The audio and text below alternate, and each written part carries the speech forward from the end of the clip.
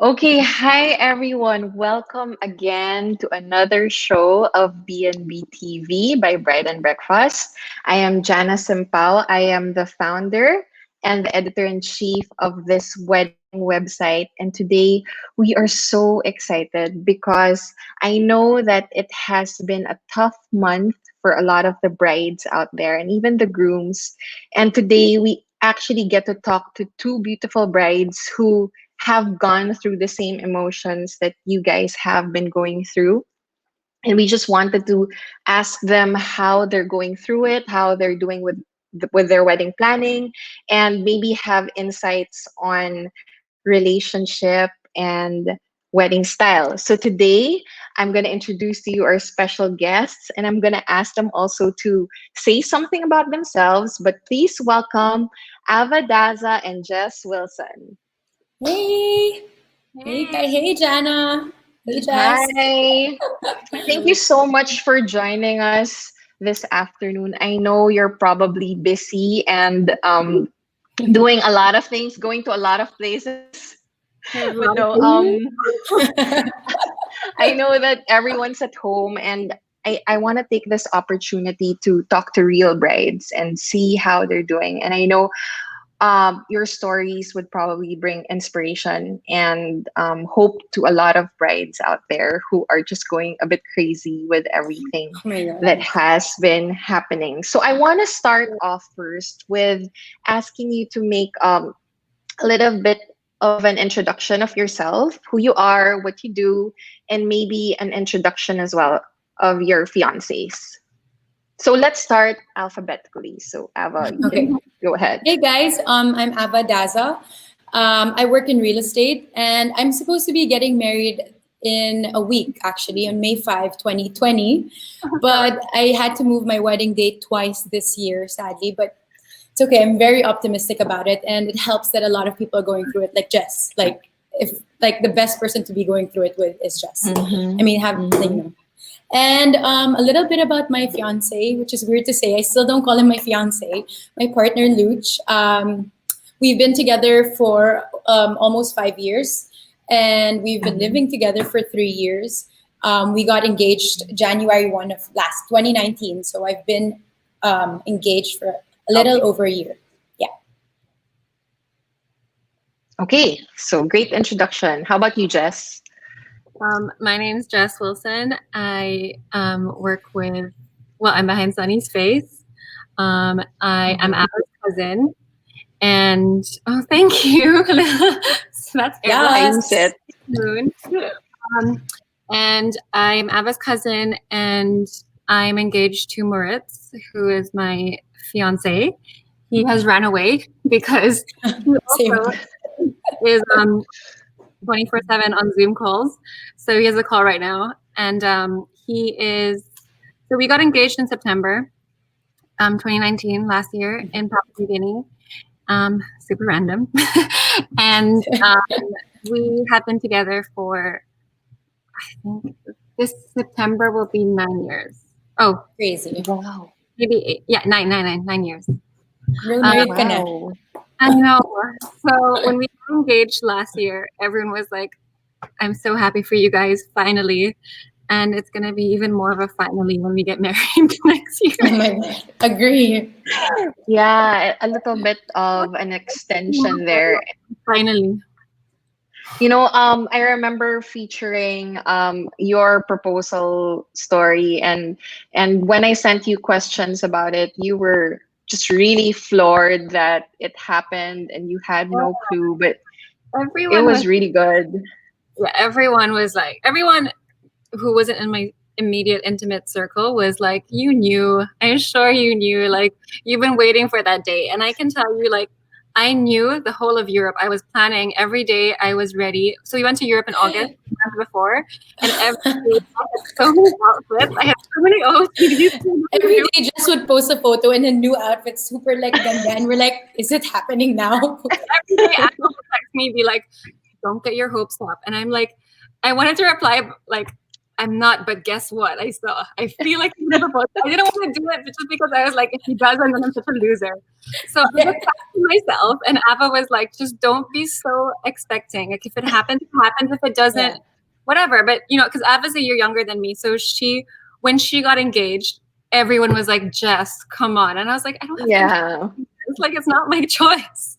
Yeah. But then also guys go through it differently. Like, we were talking about it, and it's like, just because they've been together for so long, like, why is it expected that they settle down ahead of us? I mean, And it was also so give credit to Moritz for that. Yeah. I mean, it came to this point that we were like, do we have to get engaged because people are like pissed already? Like, I don't know. Like, should we just get engaged because people are pissed? Like, I'm not sure what to do. And then finally he proposed in September, and it was like the biggest shock because I had planned the whole trip. We did the trip. It was a 2-day trip. It was a last minute trip. There was so much of this that wasn't in his control, and it was all me and my sister planning it. But I didn't know that he had planned so much more behind my back. So that was fun. Which I love. That was really unexpected. Sorry. Yeah, and if imagine if he planned it this year. Then maybe I thought she would have proposed in quarantine. I've just been like, okay, here. At least he's already there with you. The quarantine proposals are really sweet, actually. Yeah. So a lot. Mm-hmm. So we even have viewers that ask, like, how does that happen? Because I think some of the girls are also itching to have the ring, and they're wondering, okay, how is he gonna ask me? But I guess, like, for you guys, it is already one thing down that it happened like last year, and this year was supposed to be the wedding. So is there anything interesting that you want to share about your love story before we dig deeper into the relationship stuff? Anything interesting? How did you guys meet? I can start. I like to briefly put it. I had just gotten over a relationship, like, and I wanted to, usually when you break up with someone, you kind of want to distract yourself, go on a trip, and I decided to go on this like yacht cruise to Cebu. And like I booked it like 4 days before. I went with a group of friends, and then parang on the way there, palang we were already like, oh my god, who's there that can be, who's cute to distract me? And I noticed my fiance is there. So yes, I know, right? So on the day of the cruise, on like May 2, I remember like Labor Day, parang we had a bit too much to drink, and I just like I don't really remember this too clearly, but apparently I like approached him and I introduced myself, and I was like, Same. I'm Ava. Like, I don't know where I got that confidence. Usually I'm pa shy until they notice me. But we practice going up to guys a lot. That's true. Yeah. So after that, you were also there. He's completely opposite from me. Like Luch, his personality is more serious, like just very different from me. So it was I thought it was just a for fun thing. And it just so happened that he found me really funny. So every day we'd talk, and then like until we just decided to get together. Yeah. Oh, that's so cute. I know, it's really unexpected, but really like the most unexpected things are the best thing. Rather than planning. How many times do you plan for a boy? A lot of times, and then it fails. Yan nga, I know. When we were younger, we used to plan how to scheme and talk to guys, and I would always. It was always a tandem. Like Ava always had to help me talk to a guy, and she always had to help. I helped her. It was. I'm glad those days were over. Well, I was there with Moritz's too. Like when they started. Yeah, and that's what I noticed about you girls. You're very close. It seems like you do a lot of things together. We do. We really grew up together because our moms have like 10 sisters, and it's just like all girls in our family. And you know how it is with girls. Everyone's like in each other's business. And it helped that Jess moved here to the Philippines when she was 6, and she lived super near my house. So I'd be in her house every night. So like she would sleep in my house, and like most days of the week I'd sleep in her house. Like, yeah, we were in different batches in the same high school, but for lunch I would like come over to her classroom and like be like, what new friends? What are you guys eating? But I always have food, so I'd always come over and be like, what are you eating? I don't have any food. So like it was like everything, and then it was only in university where we had to be like drifted apart because I had to go to Sydney. But then every day I'd have to like tell her everything that's happening in my life. Yeah. Mhm. And, That's nice. eventually, when I moved to Europe for an exchange program, Ava also moved. I know, right? I was able to Followed you. convince my mom to like, Mom, I want to study Spanish. She convinced her mom to send her to Spain to study Spanish, which was really fun. Okay. So did you learn anything? No Spanish. You know, fluent. Don't ask me unless I have a Had many glass of times wine. where we were always stuck. I was like, I thought you speak Spanish. She's like, I don't. I'm trying. I just like the food. It's true though. Jess, make one how you met Moritz. Yeah. So we were studying in this little town in the Netherlands called Maastricht, and we were in a bar. And long story short, I mean, there's like a whole story to it, but I went up to him because I found him good looking. And my friend who was with me had just broken up with her boyfriend at the time, and she was kind of sad. And so she was like, let's go out and meet some guys. And I was really very interested. So I was like, yeah, okay, whatever, let's go. And so she was like, I'm too shy to talk to anyone. Like, who can we go up to here? And I was like, that guy looks really nice and cute. Like, let's, he looks friendly. He's not going to like reject you. So I went up to Moritz and I introduced myself.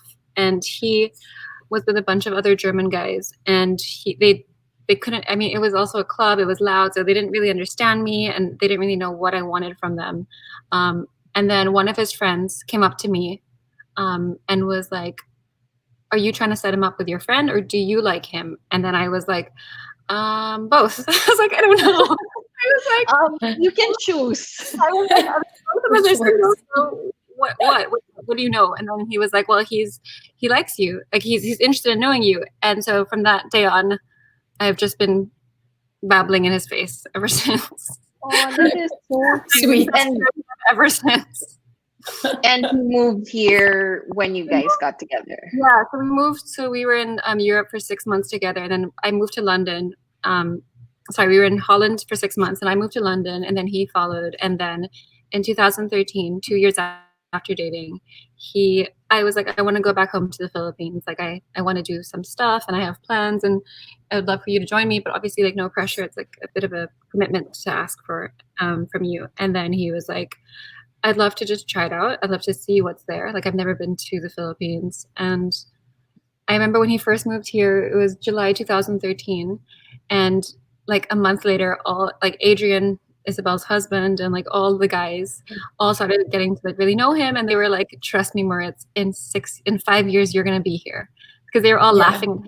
Nico and Nico and Erwan they were all laughing at him saying like, you're going to be here for 5 years. You don't even know it. And Moritz is like, guys, come on. I'm here for like 5 weeks, maybe 5 months, but 5 years. And they all made it. And now Moritz has been here for almost 7 years. Wow, crazy. that's so crazy. It's like funny. He knows he's Moritz, like you can ask him anything about the Filipino. He knows everything more than us. Yeah, that's really funny. That's so Maybe cool. Tagalog. I met him one time in a shoot for Suits, and he seemed like a really great guy. And Okay lang. he's Just here kidding. now. Okay lang. No, he's Okay, so let's get down to more details about your wedding. I want to know. So when ECQ happened, what was your first reaction? Because as you said, Ava, your wedding was coming up soon. Did you get shocked? Did you think it was nothing? How did you react to the ECQ? Well, actually, it was like 2 months before the ECQ started. When I first ever heard of coronavirus, parang I was already thinking like, okay, I'm starting to see it more and more in the news now. And then I remember I was like talking to Jess, like, it's January right now, but I mean, how likely is it to extend until March or April that, people are going to be worried about this thing? And then she was like, don't worry, Abs, like if in 2 months this is still an issue, it's more than just your wedding that's an issue, like that's going to be affected. It's like the whole world. Like this is that's a global crisis. And Thanks for the words of wisdom, Jess. But at that time, I was already thinking like, okay, I'm gonna start preparing myself that if I do have to move the wedding, then it's fine. Like there's much more pressing issues to even really care about. So by the time of I had already called to move my wedding before ECQ, because I was just like, okay, this isn't happening. By March 7, I remember I was like, oh my God, it's just getting worse. And then me and Luce just decided to like, okay, let's tell all our guests. So we're moving it to October. So we moved it to October 6th at first, because we only had one date to choose from because our venue was apparently fully booked now until next year. But so we moved it to October 6th. And then just 2 weeks after, I did all the changes now for the flights and all. Parang 2 weeks after, I realized the Philippines hasn't even it isn't even fully here yet. So I'm not sure if people will be willing to travel in October. And that's also when I messaged Jess, Jess's wedding's supposed to be August. So parang if people aren't ready to travel, I don't want to subject, especially my older guests, to, traveling. Maybe the area itself isn't, there aren't too many numbers, but it's more of the airport. And so I was like, just maybe 3 weeks ago, we decided to move it to exactly 1 year from our intended day of wedding. Yeah. And for those who are watching, if you're not familiar, both Ava and Jess will be we're supposed to have weddings abroad. So, so Ava, you were supposed to have it where again? I'm supposed to do it. I'm still gonna get married in Puglia in Italy. It's in the southern part of Italy. And just it's so beautiful. Sorry again. Mine's in Salzburg. Did we chat about this? Yes, we did. But I just wanted you to say it again. I was wondering if I made my mind at the time. It's in Salzburg, in Austria, and mine was supposed to be September 26th, and then Ava's was moved to October 3. So it was like a back-to-back weekend thing, and it was like, wait, our guests are going to be so tired, but also what a celebration. And we were in the beginning, I was like, wait, Avs, that's going to be really hard. But then actually I was like, wait, it's going to be really fun. Like, it's going to be such a moment for both of us to really remember. Like, even our weddings, we did it together. Like, kulang na lang, we just had our wedding together. And our husbands just No, also because it's expensive for people to have to travel, right? I mean, we have a lot of common friends. So parang we had to be considerate of that too, even if, we wanted 2 separate trips for each of us. Yeah, that was actually a good move. I mean, to put it back to back, because people might have to choose. Like, okay, I only have a budget to visit one wedding. Like, who am I going to choose? And then they choose, but I'll be so hurt talaga. Yeah, and then there's a list of everyone who chose the other one. Yeah. Just kidding. Okay, but how did you react when you realized that, okay, I'm gonna have to move everything? Actually, the worst was, it was like January and February, and Ava kept messaging, and she was like, guys, I think I have to move it. And I remember George and I just being like, Avs, don't. Yeah, they were pushing us to do it. Be strong. I was like, you don't have to move it. It's still just at this time, it was just in South Korea, China, Iran. Italy, but the northern part. And I remember talking with some friends being like, imagine if we had to go on lockdown like the Philippines. And I just remember thinking like, crazy but possible, but I was like, how will that even work? And then things just started developing and unfolding so quickly that all of a sudden this like crazy idea became such a quick reality. It was like, guys, like, get ready for it. And I just remember being like, I was like, you know what, I'm done. Like, I think you have to move it. Like, I'm sorry I made you hold it on for so long to that idea, that hope. But then when she moved it, then I started realizing things are really getting serious. And, even for me, when the lockdown happened for us in March, Moritz and I still weren't ready to move our wedding, just because I was reading a lot of blogs and I was reading about like people having weddings in August, September, October, like you should be okay. But people closer to March, maybe you guys reconsider. And then I started thinking about, and then with all the, every day you're learning new things about this whole situation. And then it went on to this whole like antibodies and like people who get corona might not be immune. And it was just so much information that I was like, you know what? And then it was like countries are opening up, but unlikely to be opening up. Countries are easing the lockdown, but unlikely to be opening up to foreigners and travelers. And I was just like, I just don't know how this is going to happen. Like, there's just going to be so much stress for everyone. And the last thing you want is building up to your wedding day, having to like answer people's questions about a pandemic. You're like, I don't know. Yeah. I don't And know. getting what, worried. like, You're worried the whole time. I was thinking like before like while planning, you always like think about everything that could go wrong. Like, for example, like it rains in my venue, it was outdoor. So like I had all my backup scenarios, but the last thing in my head would be like a pandemic like this. So buying for me, I'm like, wait, is this really happening? So many days you wake up and you're like, is this for real? Like, I'm like counting. I was counting down the days already, and then you're like, you can just never prepare yourself for something like this, right? So I feel like I wanted to say for a lot of brides that I've gotten a lot of messages from brides that have had to move their wedding in the same situation, and I think that there's nothing else I can say other than to stay positive. The fact that you found someone and you're going to be getting married, that's the only thing you can look forward to. I mean, the plus is the big day, but yeah, having to adjust plans, and maybe the worst is like the additional costs of moving it. I think being engaged is such a special time. So, I mean, we had planned our wedding from September 14th from the engagement to September 28th this year. So it was like a 1-year engagement thing. And I remember feeling like, wait, why do we have to make it? Why do we? At one point, at one side, I was like, I don't want too long of an engagement because people might be like, you're not married yet? Like, you're engaged like 10 years. But then, on the other hand, I was like, I just love this feeling of like this in between. It's such a nice feeling. I remember when we first got engaged, my sister and Arthur, her husband, their advice was just keep celebrating, like enjoy this moment, because this engagement period, you'll never get it back. Like you'll be single, you'll be married, but you'll never be engaged again. And it was like, so for me, like as much as I was so excited for a wedding this year, another 18 months. That's so true. It's fun. Like, I don't mind. I like what you said, because I think people or sometimes brides or grooms, they tend to because they're in the in between. They're like, are we single? Are we married? I want to rush through it. But you're right. If I look back at the time where I was engaged 10 years ago, so long ago, it was really such a special time, because you also feel special as a bride to be. Like there's this sense of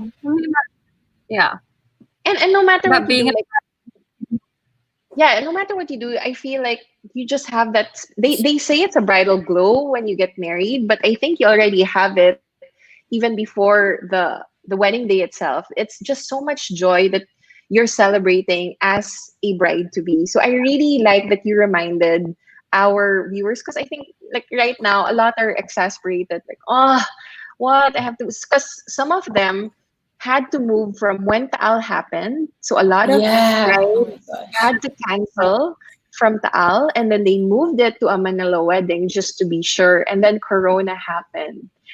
So I think a lot of them people I think a lot of them would also like maybe relate to Ava, who had to change her dates a couple of times, and we still don't know, right? We don't know next year, even if we've done that. So I think it's also good for them to know that you guys, you're showing that you're very calm and you're still very thankful despite all the roadblocks. Yeah. Okay.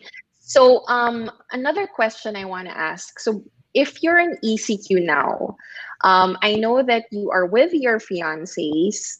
I want to know more about your home situation. So a lot of the stuff that, of course, people have to experience once they get married is adjusting to living with someone.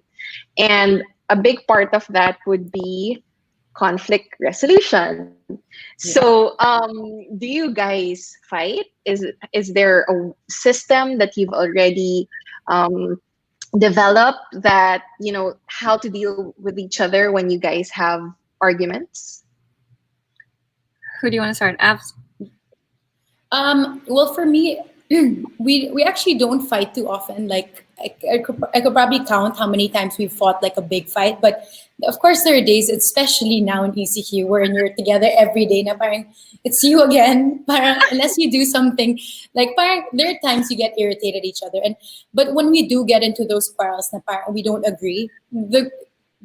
The good thing about having a partner like Luch is he's really, really good when it comes to communicating. And I really think that it helps in a partnership to have one person that's grounded in a sense na parang when you're being unreasonable, like for me, like this is super lame and I don't mind sharing about it because I just laughed about it.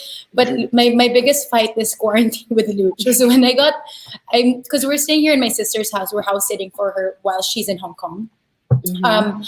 And this is probably the first week into the ECQ and I was so bored. Work was just really like nothing was going on with work then. He was really busy with work and I just got the Sunny's play paint. And I was like, Luch, like, can I please, because I was like, Luch, I just watched a YouTube video on how to do nail art. Can I please do it on you? And for some reason, this is like the lamest thing ever, but this became a fight for us. And until now, he laughs at me, but like literally it became a fight that I walked outside the house. That type of fight. And he was like, are you crazy? Like, no, I'm doing my work. I'm not going to stop work right now. So you can do nail art on me. So parang, I think like anyway when we wrapped that whole thing, like I didn't talk to him for like the whole dinner, and he was telling my yaya like she's fighting with me because of this. Apparently he explained to me like I get it that you have you have nothing's on your plate right now, and he goes through it one by one and tries to understand where I'm coming from, and second he tries to like understand the way I think, and especially I'm very emotional and he's not as emotional, he's more rational. It helps that he asks me like, how do you feel about this? He gets things out of me that normally you'd be embarrassed to be like, you'd be embarrassed about it. So I think the most important part is being able, you're right, like having a structure, the way, or having a flow of how you guys communicate, and then being open and honest about it. At times you'll be embarrassed about the things you'll say, but it gives them a better understanding, like how to deal with you. That's really like, that's just something Luch and I just talked about because he was laughing at me. He was like, buti na lang, I know how to handle you. So, who ended up saying sorry in that situation? Me. I never really have a problem with saying sorry, actually. But when I'm really angry, I just don't want to say sorry. But as soon as I like calm down, it's easy for me to say sorry when I know he comes from the right place. Like he comes from the right place. Yeah, he's right. But I think a lot of it has to do with the respect and communication. Respect and communication, that's right. So it's good to know that you guys don't fight that often, but I know, but when we do, because of nail art.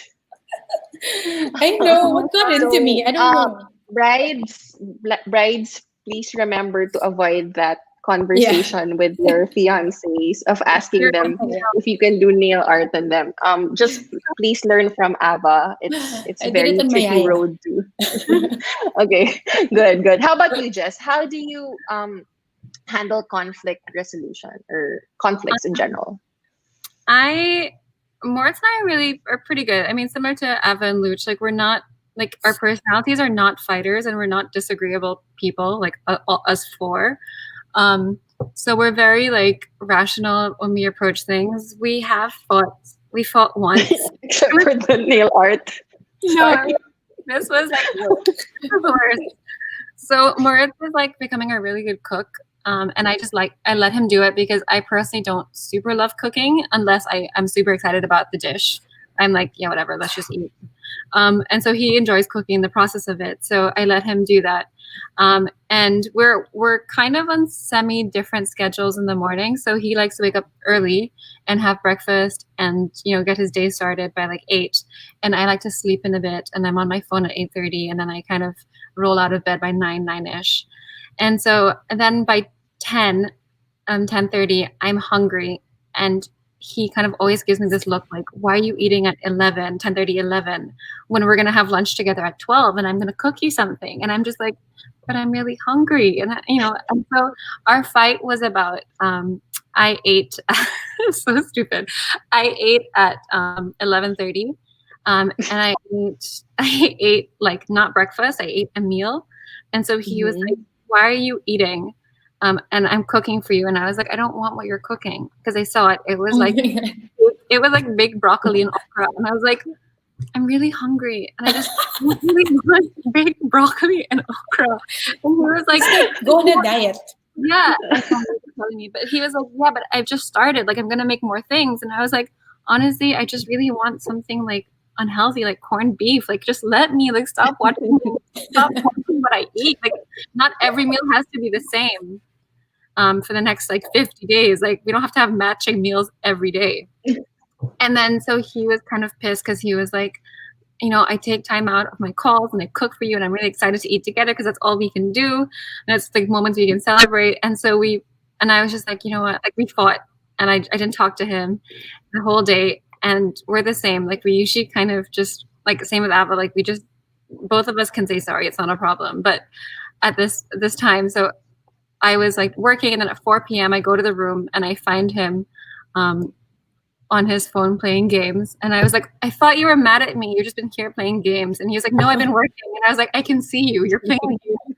And so we started talking. And then he was like, why didn't you eat my okra? And I was like, I don't want okra. I want from the okra. I was like, stop pushing okra. So our fight has been like, and I told it to my friend, and I said, guess what we fought about? And he was like, I bet it was about food schedule. I was like, how do you know? It was just so specific, because we really don't fight.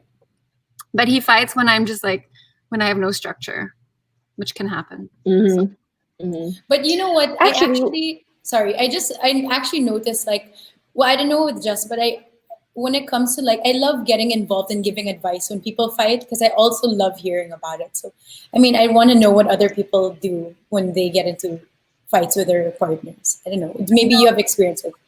I mean, I feel like they're not always big topics. It's always the small things that will just keep you off, especially now in quarantine. It's like you're so sensitive, and for me, my emotions have been so heightened. I was just texting my friend. I was like, everything makes me cry. I was like, I see a video of a girl hugging her dad and I cry, and then I see this rabbit and I cry, and then I was like, it's just too much. I cry. I cry. So it was and then I read on Vogue.com. It was about this you have heightened emotions now because of stress mixed with uncertainty and fear. And so I was like, that makes sense. I just cry. I watched X Factor, and I'm you're still crying there. I know but you know what? Even in my 10 years of marriage, I think there really are those small fights that become big. And usually it stems from deeper emotions, probably Ava, for you, you were just feeling so bored and yeah, I want some time, or I feel like I need to do something just to prove that I can do something. Or again, with the broccoli or the okra is really about having individual choices. So it really, even in 10 years, I still have those fights. It's so random. It turns into a huge thing. And then when you look back, you're going to laugh because it started with something super small. So I think it's still going to be the same. I think it's just important that I always tell my sister this when she gets into a fight with Adrian. I'm always like, you know what, just suck it up and just apologize. If you really understand there's nothing, you didn't do anything wrong. It just takes that one apology to just get everyone, okay, fine, let's get over this. Mm-hmm, mm-hmm. So and I think as you go through the years of marriage, you'll also know how to pick your battles. It's just so tiring to fight. So sometimes you're like, okay, we'll fight, but in 2 seconds we've made up, because we don't want to go through the hours of being madrama and trying to figure it out. So that's something to look forward to.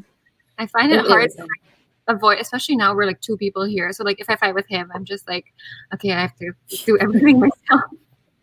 Yeah. So. Yeah. Okay.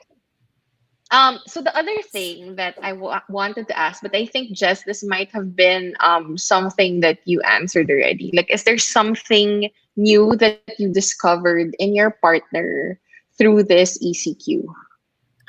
Oh my God, Moritz is so patient with me, because I've just been schizo with my emotions. I'm really scared. Oh, I'm not scared today. oh, I really want to work out. I want to do like an intense training. And the next day I'm like, I'm feeling really sick. I can't work out. And so I had to talk to him like, I'm sorry, I'm so up and down. Like, I don't know what's wrong with me, but like one day I'll be like myself. The next day I feel like I have double personality in this quarantine. And I just realized how patient he is and how I feel like he's just really sweet. And like he's like I didn't realize how much he was my rock until this situation when I was so shaken up. And I right before the quarantine, I had just flown to Spain, and we were trying to get a shoot done for Sunny's, and we were really trying to make it happen. And against obviously all odds, the day we arrived, we had to turn around and right away get back on the plane 24 hours later to get back here safely. And I just remember being so rattled. I was with my sister, and I was so rattled. And I just remember coming back here, and everything was so scary, and like no one could leave their house. And I was telling Moritz, like, I can't see you for 14 days because I just got back from Spain, and I don't want you to be sick. And I remember him just coming in the house and hugging me, and I was like, "Go away! You can't hug me! Like, I'm sick." Oh, cute. Like, if you get sick, I'll get sick. Let's do this together. And I just remember crying down, breaking down. And I was like, I'm such a mess. I was like, please don't leave me ever. And so he was such a rock in that situation because he's so rational, and he does, like, I'm like, wait, where is the enemy? Like, what's happening? Like, I'm so scared. And he's just so rational. And his family, being German, are also very rational. And his sister's a doctor. So when I was like, I have so many questions and I don't know like how to deal with this. How do I take care of us? He made me talk to his sister, and she really like explained everything to me in a really rational way. And she was like, I'm working in the ER here. It's okay. Like, you know, these are how to protect yourself. And so I was like so comforted by the fact that my partner, my husband to be, I could find like guidance and calmness in him. So that for me was so important. And I was like, I hope everyone can find someone who can really balance them out. Because, you know, I didn't know I was like that. That wasn't my very chill and very calm and very like, yeah, whatever, it's cool. And suddenly I panicked because I didn't have control. But I was like, thank God for him in my life. So like for that, I realized that he was that person. And I never go to him for like, I'm not dependent on him. I think we're both quite independent people. But in that situation, I was like, please don't leave my sight. Like, I need you. So yeah. I think this whole time actually shows couples like what they're really made of. Yeah. Because it's not an easy time to be in, and it will really test your character, it will test your patience, it will test your resilience. So it's good that you know, you really go through this together. How about you, Ava? What is something that you discovered about Luch during this time? The truth is, I haven't actually. I haven't nothing really, other than the fact that, you know, he's helped me like create more of a schedule throughout my day. Like that's the biggest. Because for me, I'm the type like, okay, I wake up, I do anything I want, but he has to work, right? And I have work too. We're supposed to be working from home, but I'm the type to like, my work says we can work from home or we're in the office, but there's no actual structure. So I think working around him has brought a lot of structure into my life, like at home, working from home, and even working out. Like Luch just has a schedule, even being at home, which I really like because I thrive with that. And I think that's actually really super good. Yeah. Also, one thing I'm gonna say is like, this is like an ongoing joke, but when people ask me what does Moritz do, I'm like, I don't know. Like I'm always like, I don't know. I never can articulate what he does. And so now more than ever, I hear him as a boss, and I hear what he's like, and I'm impressed with how he handles. Like, you know, I'm eavesdropping on everything, like as he telling me, because we're like right beside each other when we do our calls, and I'm learning about, you know, what his day to day looks like. You know, things like you don't, you know, like how was your day at the end of the day? Yeah, actually, that's true. He would never be like, so I had this conversation with this person, and like I put out that fire, and this is an issue. But now I hear it, and I don't even have to like really ask him about it and repeat it and summarize at the end of the day. But then I'm learning of what kind of person he is outside the relationship. Like, what's he like to his colleagues? What's he like as a boss? Is he fair? Is he kind? Is he? And it's so nice to see. Like, it's so nice to see what kind of person he is. And on the other hand, on the flip side, I'm very happy that he sees I'm productive, because he always thinks I do nothing. And so I'm so happy that he sees me working so hard, because he's always like, so hard. I'm like, thanks for noticing this one. Like, things are easy. You're like there typing, pretending to be busy. There's actually, I don't know if you guys have seen that. There's a really good article, like how, well, it's for husbands and wives, how husbands and wives are discovering the work personality of their partner. Like they're suddenly, ooh, you're actually good. Hear Can him. you Like, send that to me? I want to read that. imagine you discover he's like not nice and such a jerk. Oh, my. You're like, hey, don't do Oh my God. so. It's so refreshing to know that it's consistent in the relationship Yeah. as opposed to other people, because Mhm. you want to make It sure that leads- the guy you're marrying is a nice guy to everyone, right? Yes. Yeah. It leads to respect. It leads to a stronger relationship. Okay, so before we wrap up soon, I really want to get back to the wedding stuff. So a Okay. lot of people are probably wondering, okay, so you pushed it back. Like what happened? How did you do your adjustments? Okay. I can start. Because I did it earlier, I started doing it in January. But the hard part was that my wedding planner, so in the beginning when I was planning the wedding, I was thinking, so we're doing Italy, right? And of course, the last one from my cousins that just got married was Martine, and she had a really, really good wedding planner. And she's like, you have to get her, like she's the best. She takes care of everything. And then my sister's wedding planner naman was an Italian wedding planner who was really bad. Like, parang on the day of the wedding, we were the ones who were running around doing everything. So I was thinking, okay, do I go with a Filipino wedding planner or an Italian wedding planner? In the end, I chose an Italian one, even though I really wanted the Filipino one, just to cut costs, because it wouldn't make sense for a Filipino right. to plan, right? But this is, I guess, there's some sort of like culture barrier or something. Like, there's something there that she just didn't get me when this whole quarantine was happening, because parang she kept insisting to me, like she was like, if the media is just the media is making it bigger than it seems, which I understand in the beginning now, like the media was making it bigger than it seems, but it blew up anyway. So parang she kept, I guess it's because she wanted to earn when she was supposed to, but also because she oh my God, sana wala siya dito. But No, nasa No, Italy. Nasa okay, Italy siya. okay, tama So, naman. I don't think he's gonna watch this. Pero but the thing is, she kept insisting not to have it, not to push it. But in the end, like when the virus started going to Puglia, the southern part of Italy, she would update me. So it took me really long, and it brought me like so much anxiety having to choose whether or not to move it. And finally, the day I decided to move it was like a big relief. Like, I'm sure everyone who's had to move their date can relate that the anxiety of not knowing if you can push through with your wedding date is more stressful than having to, like, all the logistics, I don't know, for me at least, and of having to move it, because at least everything's already planned. You really just have to email all the suppliers, and in this case, the wedding planner helped me with that.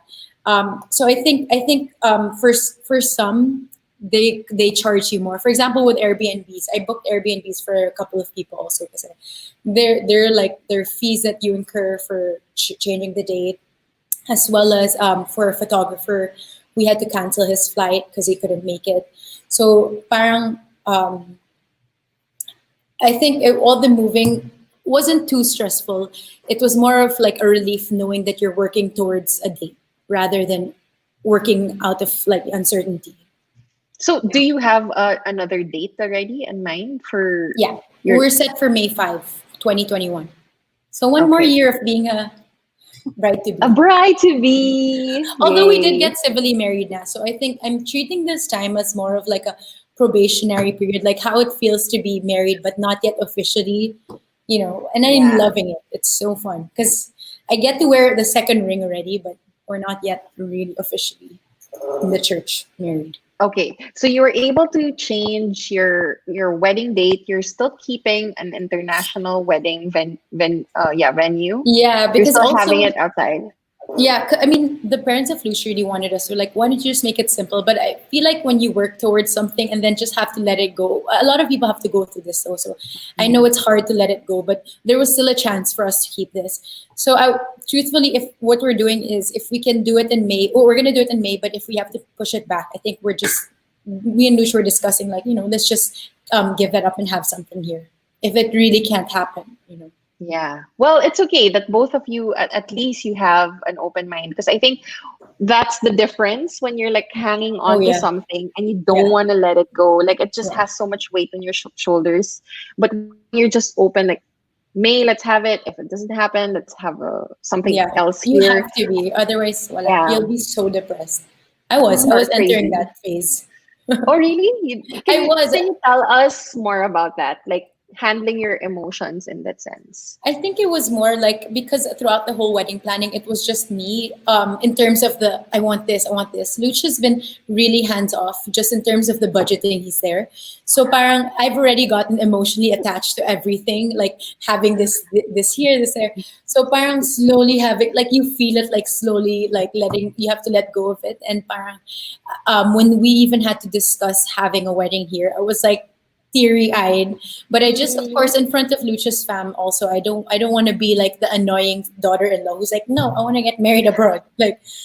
But it's just that I've always said na parang when I always love like when you get married, like I need some time to soak it in, and parang since I already live with Luch, if I got married here, I come home with him, parang it's not that big of a difference. So I was so set to get married abroad. So when we were discussing like possibly not doing it or moving it here, I just had to suck it up. But like I was like crying like Weird. when I turn around, like.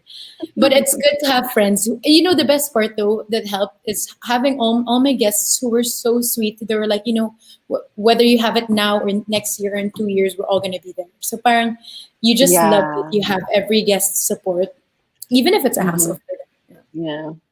That's Yeah, so so that good. was heartbreaking. Like, Yeah. but yeah, it's so nice to be over that and just like look forward to something.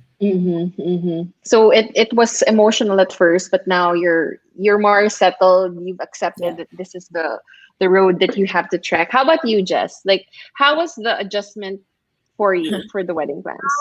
We are still kind of in that phase. We haven't announced yet to our friends when we're moving it. Um, and we're moving it to next year, September 2021. So it's going to be a year delayed. What's harder though is like, I mean, what's hard is that um, it's still September from now for this year is still like 6 months away. Then add another year on top of that. It's like, is this wedding ever going to happen? Or am I going Oo nga. to be mood boards? And like, I swear, I look at my dress every night on my phone, and then I'm like, one day I'll wear you again, because it's like I've tried it on so many times, and I remember just being like, I can't wait for the day, and now I just feels like it keeps getting pushed back further and further. But you know, it doesn't look like it's possible this year to do a destination wedding, and with Moritz's family in Germany and my family here and friends around the world, it really it's hard to make one setting happen. Like I can't just do here because how will his family come?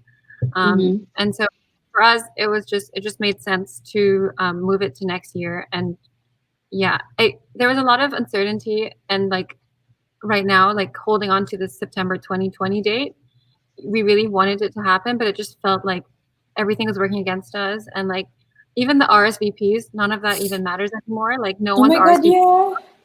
So I was like, if Sad. no one's RSVP counts, like how can I plan anything? So I Mm-hmm. and everyone was asking me, are you still gonna get married? And you know, I just finally I told Moritz, let's just accept. I was like, let's not try to hold on anymore. There are too many reasons why we can't do it, and it doesn't matter, because when that happens next year, and when we do have our weddings, like in May and September, the celebration is going to be so much bigger. We're going to be that much happier. I mean, we're Yeah. going to hug people like we've never hugged them before. I know. Mm-hmm. I just feel like I want to be able to celebrate with everyone when the right time is. So for me, it you know, we've waited. Ava's already waited 2 years. I've waited 9 years. Like it doesn't Let's matter. just wait some more. I No, know, right? another year, it doesn't matter. But Like yeah, I think when you have that mindset of also getting excited for the next year, I mean, it really Yeah. helps because Yeah. I think I think after all of this, like all the small things will really count for yeah, people. Like you're really gonna rejoice over every single thing. Like, oh, this plate of food is so good. I'm so happy. Yeah. Oh, this venue is I mean, so good, so every nice. single I'm so guest there happy. will be like so important to you. You really will cherish everyone who's there. Yeah. and Um, and the feeling that you got over something like everyone so together. huge, a Yeah, pandemic. exactly. I'm kind of looking forward to that. I'm sure people are just gonna cheers to that like nonstop. Like, Yes. I don't And even your need to force shots children, now. you're gonna Yeah. tell your Oh children yeah, this that's true. amazing epic story of how you had to push like a whole year vanished in your lives, but Yeah. Yeah. still happy ending. Okay, Yeah. so I noticed also even before this whole chat that you guys are very chill, you're very um laid back, your style is very casual as well. And I think the new trend for weddings will be the same. Chill, No, chill not in the chill in a bad pajama. way. Not We're in not a Pajama. bad like way. Can you? No, I don't mean that in a bad way. Just More kidding. of a lot of the trends for weddings in the Philippines has always been like grand, loud, Yeah. but usually international destination weddings are a bit softer, like more casual, very heartfelt and laid back. And I think as we get out of ECQ, a lot of weddings will be like that as well because they're gonna get smaller, especially the ones here in the Philippines. Yeah. What are style tips or wedding tips you can give to people on? Because some of them might feel like, oh, if it's a smaller wedding or if it's a casual wedding, it won't look as beautiful. Yeah. But is there anything you can give advice on for brides who feel that way? Um, I mean, I've never. Our wedding is about 130 people. I was actually the same. Um, and I've never imagined bigger than that. And I feel like I've been to weddings smaller and bigger, and it's always that one of like that kind of like 60 to 100 that you create such amazing bonds and experiences with everyone. And I've always cherished like those small weddings because sometimes when you go to a wedding and it's humongous, you just feel like, um, did it really matter if we showed up? Like, did we even get to talk to the couple? Like, there's so much. For me personally, that's I find missing when it's such a big wedding and the couple doesn't have time to talk to everyone. So Yeah. I love the idea of having. I mean, for me, my number is like 100 to 130, and even when I write down like the list of people, there's like maybe 20, 30 that I would want more, like to get to that number. But really, everyone important in your life who has really known you guys as a couple and been part of your journey, um, that number for me personally makes sense. So I just find like a small wedding also, it depends on like just your type also. Like, if you want a massive wedding and that makes you feel like a good celebration and that's comfortable to you, then go for it. If you want a wedding of 40 people and you really want to spend everything on each individual, like you want to put the budget to like each individual and you want to have a massive celebration and in that way like be more generous to each 40 of the guests, and whatever your Yeah. type is, there's no wrong way to celebrate. There's no book on how to do a wedding, like what the right way to do it is. But when it comes to um, like, yeah, I know what you mean. yeah, so I just feel But when like, it comes to like dress, like what they're supposed to be, what you ask your guests to wear, what did you, or at well, least your bridesmaids? my wedding is, by the way, black tie. So um Oo oh, nga. Casual. the city No, but it's still also intimate. the city will dictate your vibe. So the city and venue. Yeah. So my our venue is very formal. The city itself is very formal, so that kind of dictates the vibe. Italy is a lot more chill, so it's breezy in summer, so that dictates Ava's vibe as well. You also know your guests. Like I know my guests love to dress up. I know they're gonna love to get a tuxedo, and a gown. So Yeah. it also True. like it depends like on what your group's vibe is and stuff. That is such an encouragement, I think, for brides who might be having smaller weddings here in the Philippines after the ECQ. I mean, if the government will only allow that, because I think people will think that just because it's small, it can't be black tie, or No just because way, it's it's your small, it can wedding. be Do You can whatever. get grand. anything you want on your wedding. Like, I think it's the unique touches that make weddings so beautiful, and those are the ones I'm always like asking about and like, tell me, how did you yeah. think of this, and why did you think of this, and that's so unusual. How come you did that? But that's what makes a wedding more interesting than like that Pinterest perfect mood board kind of wedding. Definitely. Yeah, Yeah. I love that advice. I think a lot of brides will learn from that. Like there's no one way of doing a small wedding or an intimate wedding. Intimate weddings can also be grand in a sense. Like what you said, you can splurge on your 40 guests. Like Yeah. Yeah. I mean, I don't know what I you'll love feed that. them or what you'll give them, but wow, what a feast for the eyes. I mean, if you give them like gold watches or whatever, but what a Nice. feast for the eyes to experience something so different, so unique, and not just in a cookie cutter, like this is how you do a wedding. So really, really great advice. How about you, Ava? I think like same like Jess. My wedding's 150 because it was hard to keep the guest list to 130. Like I think that's actually like a topic you should talk about with a planner, like guest list planning. Like it's just crazy because it gets emotional, you know. Anyway, I think when it comes to like Jess said, like my venue is a bit more chill. It's a south of Italy. So what I did, which I personally like, I took it from, you know, I take tips from different weddings. I took it from Martine's wedding. I gave a list of a color palette for all my guests to wear, just so that, you know, it's so cute when you see like in like background and everyone in similar tones. So I just gave them that suggestion, and not necessarily long gown. It's kind of whatever they're comfortable wearing. Of course, someone they wouldn't be like in any. My guests would know that it wouldn't Just as be. pajamas. Yeah. So yeah, I think there's also this one wedding that I saw, which was really cute too, wherein the bride didn't ask the bridesmaids to come in anything they wanted to, and it felt really real. Like everyone was just themselves. Like you don't ask someone who doesn't wear a dress to wear a dress, and like. I also love the whole idea. So that's actually like I wanted to take that, but then the dresses were also already being made. Okay. So So yeah, so now we're really wrapping up. I want okay. to ask you, what is your main advice? You've been sharing a few things all throughout the conversation, but if there's anything you can leave the brides with now, what would it be? I think for me, when it comes to planning a wedding, the one thing that was always in my head, at least I always think about me and Luch always agreeing. But aside from that, it's you always have to think about your guests' experience, like from the moment they're walking to the church, during the picture taking. Because you know, I also hate having to like I'm sitting down waiting for everyone to take the picture.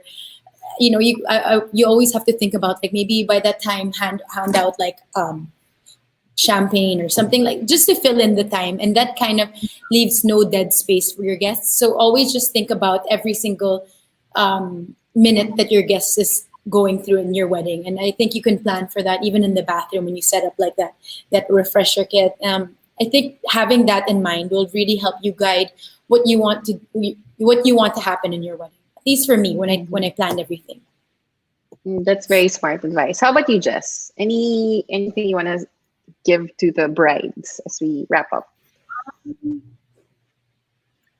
I feel like it's, you know, there are so many ways to do a wedding, and there's so many inspirations online. And you know, at one point I had a beach wedding inspo mixed with a city wedding and a castle, and I was like, how am I going to make all of this happen? Because I want all these different venues. But I think at the end of the day, you know, you have this gut feel of what feels right and what feels like authentic to you as a couple, and I think that'll really stand out when you get married. If it doesn't feel authentic and it just feels like you copied a wedding, and you know it wasn't anything to do with you as a couple, and there were no personal Yeah. touches in it, I feel like that'll really show, and there won't be special moments of like magical moments with you as a couple, because it's not like you guys had anything really to do with that moment. So I think it's really important to be authentic, and like don't just copy things because you find that it's like great for Instagram, or you know it's photogenic. Like do it because it's authentic to you and because you love it. And the second advice, which is for the grooms, I would say get involved in the wedding day. And I told Moritz, a friend of ours told this to Moritz very early on. He said, get involved and be part of it, because on your wedding day, you want to look back and be like, you want to hold hands with your bride and be like, oh my God, we pulled that off. And that surprise was amazing. And you know, you don't want it to be just the bride being like, oh my God, that was amazing. And that was my accomplishment. You want to be part of that too. That was, and so Moritz really stepped it up from that point. He was like, okay, well, I'm in charge of all. I'm going to tell Luch. because it's so easy, especially for us and most brides, I would assume, are so they have this idea and they have this picture in their head and they have this like vision, and when the guys get involved, you're like, can you just not get involved? Like, this is the plan. Like, just This is my wedding. yeah. Sometimes it's like, just check the budget, and if it makes sense to you, just like let me handle everything. And you want to handle everything because, I mean, for me, I'm like so detailed about our wedding, and I'm like I've become such a perfectionist about so many details, and I want Amanda Terrell's our wedding planner, and I go through it with her, and she's like, well, I think at this time this should be the right time for cake cutting. I'm like, Amanda, I have the whole day planned out, like hour by hour, and she's like, okay, like you already know everything you want to do, and You so I don't think need her. I know. she's like, you got it, it now. But it's important to have your groom part of the process so that they feel also a sense of accomplishment on the day of, and it's something you look back and you think like, this was the first thing we did together that was humongous. And Yeah. when you start having kids, you also want to be like, you want to be able to count on them to do also half the job, and it's not just you, because then that can get into a very slippery slope of Yeah. you. Actually, that's really true. Yeah. So- And when you remember your wedding, it's both of you remembering like Yeah, the emotion of it, not Yeah, just because you'll forget how it looks like, but the like feeling. wine, like you want to have like the wine on your wedding day, and this is something like Moritz, my fiance, is so obsessed about. So I want him to like sip it and be like, that was an amazing choice. And like the food, I want him to open it, and like everything, all the surprises. I don't want to surprise him on the wedding day. I want him to be like part of the surprise. Part of it. It's important to get involved. Yeah. So that's really great advice. Thank you so much for spending time with us this afternoon. I know you guys had to like rush from your workout, so I really appreciate that It's okay. you came here, and maybe we'll have you over again, maybe for our B&B games with your fiancés. If ever we get to do that, because we still have like a whole year to be stuck here planning for the weddings. But for the others, please stay tuned, because on Wednesday we are going to be talking to Bianca Gonzalez Intal, and she's going to be talking about her 5 years into marriage and all the things that she has learned. So it's very exciting. And again, thank you, girls. I hope you have a great evening. For everyone watching, please visit brideandbreakfast.ph for information. Again, we're not downplaying the pandemic. It's here, it's happening, but we do want to share a bit of inspiration and just encourage brides not to lose hope and still enjoy their wedding planning. So bye. Bye. Thank you, Jana. Thank you, guys. Bye, Jess. See you. Thank you.